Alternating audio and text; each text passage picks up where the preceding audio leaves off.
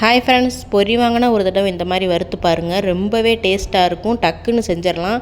பூண்டு மணத்தோட பயங்கர டேஸ்ட்டாக இருக்கும். செய்கிறது எப்படின்னு பார்த்துடலாம் வாங்க. முதல்ல ஒரு 7 பல் பூண்டு எடுத்து இடிக்கல்ல போட்டு 1-2 தட்டி எடுத்துக்கலாம். 2 வரமிளகாய் பிச்சு வச்சுக்கலாம். கொஞ்சமாக கருவேப்பிலை தழை, 25 கிராம் பொட்டுக்கடலை, 50 கிராம் வேர்க்கடலை, 1 ஸ்பூன் மிளகாத்தூள், 1/4 ஸ்பூன் மஞ்சத்தூள். மிளகாத்தூள் கொஞ்சம் சேர்த்தியே எடுத்திருக்கேன். உங்களுக்கு காரத்துக்கு தகுந்த அளவுக்கு எடுத்துக்கோங்க. இப்போ செய்கிறதுக்கு ஸ்டார்ட் பண்ணிடலாம். அடுப்பை பற்ற வச்சு ஒரு வடை சட்டியை வச்சு நான் தேங்காய் எண்ணெயும் கடலெண்ணெயும் கலந்து ஊற்றிருக்கேன். உங்களுக்கு என்ன எண்ணெய் வேணுமோ நீங்கள் ஊற்றிக்கோங்க. எண்ணெய் காஞ்ச உடனே தட்டி வச்சுருக்கிற பூண்டை போட்டு வரமிளகாயும் போட்டு எடுத்து வச்சுருக்க கடலை எல்லாத்தையும் ஒன்றாவே கொட்டிக்கலாம். கடலையை கொட்டி ஒரு 5 நிமிஷம் மட்டும் கோல்டன் ப்ரௌன் ஆகிற வரைக்கும், பூண்டு கோல்டன் ப்ரௌன் ஆகிற வரைக்கும் வதக்கிக்கோங்க.